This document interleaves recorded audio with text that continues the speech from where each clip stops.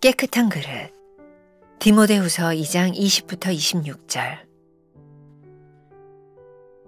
큰 집에는 금그릇과 은그릇뿐 아니라 나무그릇과 질그릇도 있어 귀하게 쓰는 것도 있고 천하게 쓰는 것도 있나니, 그러므로 누구든지 이런 것에서 자기를 깨끗하게 하면 귀히 쓰는 그릇이 되어 거룩하고 주인의 쓰심에 합당하며 모든 선한 일에 준비함이 되리라. 또한 너는 청년의 정욕을 피하고 주를 깨끗한 마음으로 부르는 자들과 함께 의와 믿음과 사랑과 화평을 따르라. 어리석고 무식한 변론을 버리라. 이에서 다툼이 나는 줄 알미라. 주의 종은 마땅히 다투지 아니하고 모든 사람에 대하여 온유하며 가르치기를 잘하며 참으며 거역하는 자를 온유함으로 훈계할지니, 혹 하나님이 그들에게 회개함을 주사 진리를 알게 하실까 하며 그들로 깨어 마귀의 올무에서 벗어나 하나님께 사로잡힌 바 되어 그 뜻을 따르게 하실까 함이라. 사도 바울은 성도들을 그릇에 비유합니다. 주인에게 쓰임 받으려면 어떤 그릇이든 모양이나 재질에 상관없이 깨끗해야 합니다. 마찬가지로 하나님께 쓰임 받는 중보자가 되려면 다음 세 가지를 유념해야 합니다.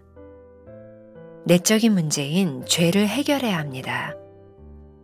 죄는 하나님과의 관계를 가로막는 가장 큰 장애물입니다.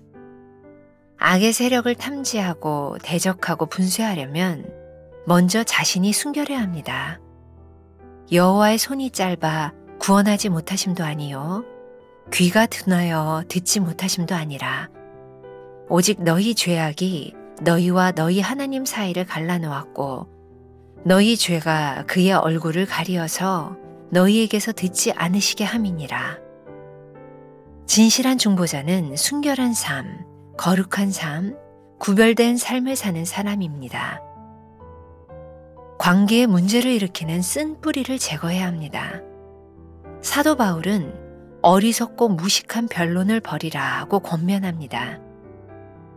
마음의 상처 때문에 잘못 기도하는 중보자가 많습니다. 내면의 쓴 뿌리를 제거하지 않으면 하나님의 뜻을 따라 바르게 기도할 수 없습니다. 너희는 하나님의 은혜에 이르지 못하는 자가 없도록 하고 또 쓴 뿌리가 나서 괴롭게 하여 많은 사람이 이로 말미암아 더럽게 되지 않게 하며, 용서는 상대방을 위한 것이 아니라 자신을 위한 것입니다. 사랑에 기초해야 합니다. 다른 사람을 위해 기도하는 동기는 전적으로 사랑이어야 합니다. 그렇지 않으면 중보자가 다른 이들을 쉽게 정죄하거나 잘못된 방향으로 기도하게 됩니다. 중보자의 영적 교만으로 다른 사람들에게 상처를 주기도 합니다. 마음을 같이하여 같은 사랑을 가지고 뜻을 합하며 한 마음을 품어 아무 일에든지 다툼이나 허영으로 하지 말고 오직 겸손한 마음으로 각각 자기보다 남을 낮게 여기고, 이 마음을 품을 때 우리는 깨끗하게 준비된 중보자가 되어 하나님께 쓰임받을 것입니다.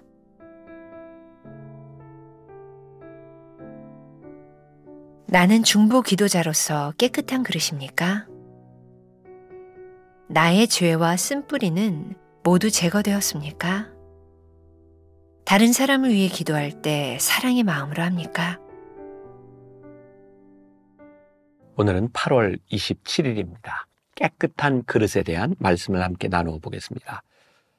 중보기도, 그리고 우리 동역, 우리 사역에 방해가 되는 비난에 대해서 어제 말씀을 드렸다면, 우리들이 하나님 앞에 좋은 사역자로 잘 쓰임받기 위해서 중요한 요소가 되는 것, 바로 오늘은 깨끗한 그릇에 대한 이야기를 나누어 보려고 합니다.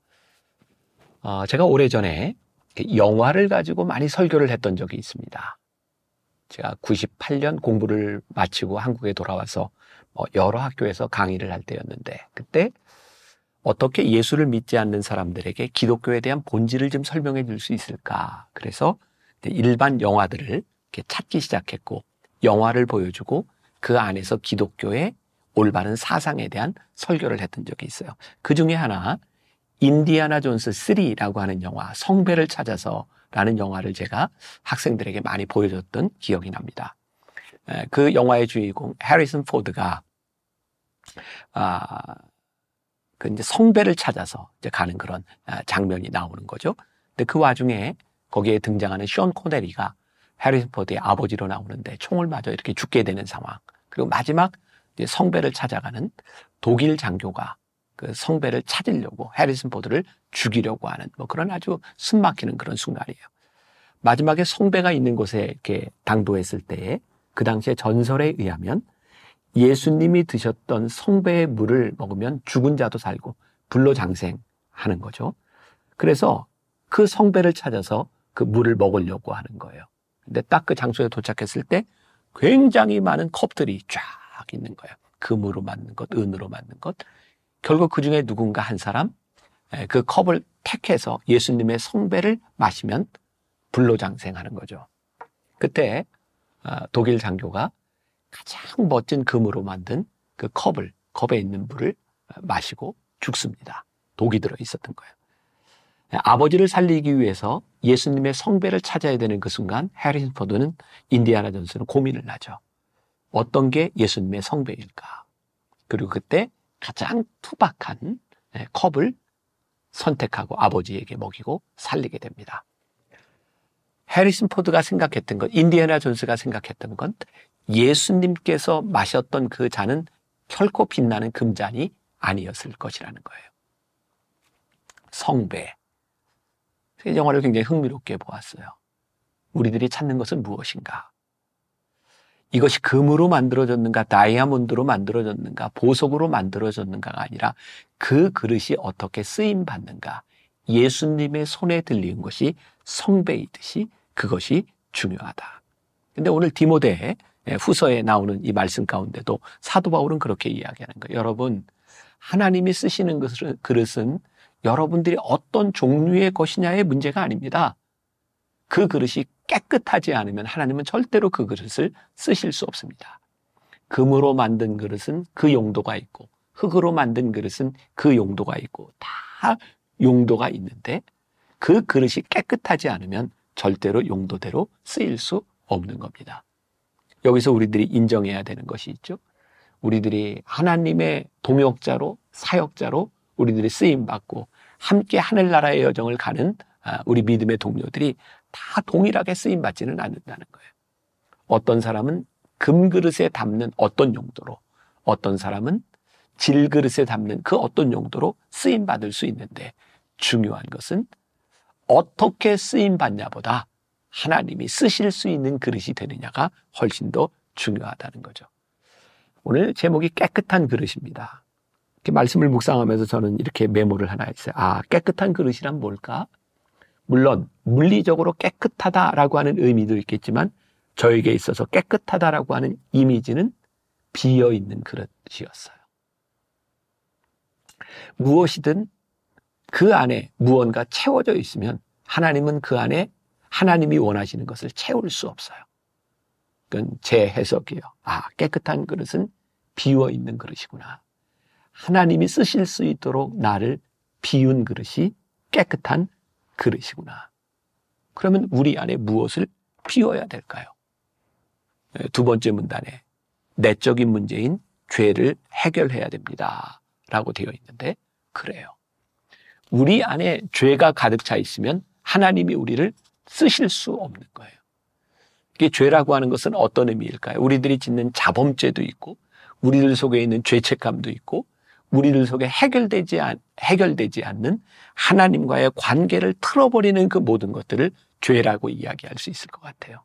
오늘 여러분들이 하나님 앞에 담대하게 나아가고 하나님 저를 쓰세요 라고 하나님께 기도하는데 방해가 되는 것, 그것이 우리들에게 죄라는 거죠. 다른 말로 이야기한다면 우리들 속에 있는 쓴 뿌리예요. 하나님의 말씀을 그대로 받아들이지 못하고 하나님의 사랑을 수용하지 못하는 쓴 뿌리, 그게 무엇인가? 2004년도니까 벌써 20년 전이네요. 제가 중보기도에 대한 설교를 하면서 중보기도, 우리 안에 있는 하나님의 은사를 개발하십시오, 그런 제목으로 제가 설교했던 내용이 있는데 조금 읽어드릴게요. 혹시 여러분들은 이런 경험이 있으신가요? 깨어진 거울을 통해 자신의 모습을 보십시오. 깨어진 창을 통해 금이 간 유리를 통해 저편에 있는 사물을 보십시오. 그 모습이 일그러져 보입니다. 형상이 깨어져서 보입니다. 당신 안에 있는 상처의 쓴뿌리는 올바른 기도자로 서지 못하게 하는 요인이 됩니다. 특히 용서하지 못하는 것은 자신의 신앙의 가장 큰 걸림돌이 됩니다. 용서란 상대방을 위한 것이 아니라 자신을 위한 것임을 알아야 합니다. 얼마 전 저는 어떤 분과 함께 자녀의 문제를 가지고 상담을 했습니다. 결혼한 자녀와 그 배우자에 대한 미움 때문에 고민하는 사람이었습니다. 그런데 겉으로 보기에 그분은 아주 지적이고 신앙적인 분이었습니다. 또한 그분은 교회에서 다른 사람들의 신앙과 인생 문제를 자주 상담해주는 위치에 있는 분이었습니다. 그래서 제가 그분에게 물어보았습니다. 당신이 고민하고 있는 그 문제를 다른 사람에게 상담할 때는 어떻게 합니까? 그랬더니 당연히 용서하라고 하지요. 그런데 목사님, 제 문제에서는 그게 안 돼요. 결국은 용서하지 못하는 사람이 괴로워하고 하나님과의 관계가 막히게 된 것이죠. 우리가 어떤 일이든지 할 수 있습니다. 그러나 하나님과 우리들 사이의 관계가 바로 되지 않으면 그 어떤 일도 제대로 되지 않습니다. 우리들 속에 있는 쓴뿌리를 제거하지 않으면 히브리서 12장 15절에 있는 말씀처럼 너희는 하나님의 은혜에 이르지 못하는 자가 없도록 하고 또 쓴뿌리가 나서 괴롭게 하여 많은 사람이 이로 말미암아 더럽게 되지 않게 하며 라는 말씀을 기억하십시오. 쓴뿌리는 나의 문제일 뿐만 아니라 그 쓴뿌리로 인하여 모든 사물들을 일그러지게 보게 하고 다른 사람의 관계에까지 문제가 생기는 거예요. 오늘 여러분들에게 도전을 하자면 여러분들이 신앙생활을 하고 살아가는 어떤 믿음의 동역 가운데 자꾸 깨어짐이 있고 여러분들 사이에 자꾸 문제가 발생한다고 하면 물론 상대방에게 문제가 있을 수도 있지만 내 안에 쓴뿌리가 없는지를, 나를 힘들게 하는 그 쓴뿌리가 없는지를 한번 생각해 볼 필요가 있을 것 같아요. 오늘 여러분들에게 그 쓴뿌리 보여진다면 우리들이 제거할 수 있지 않을까요?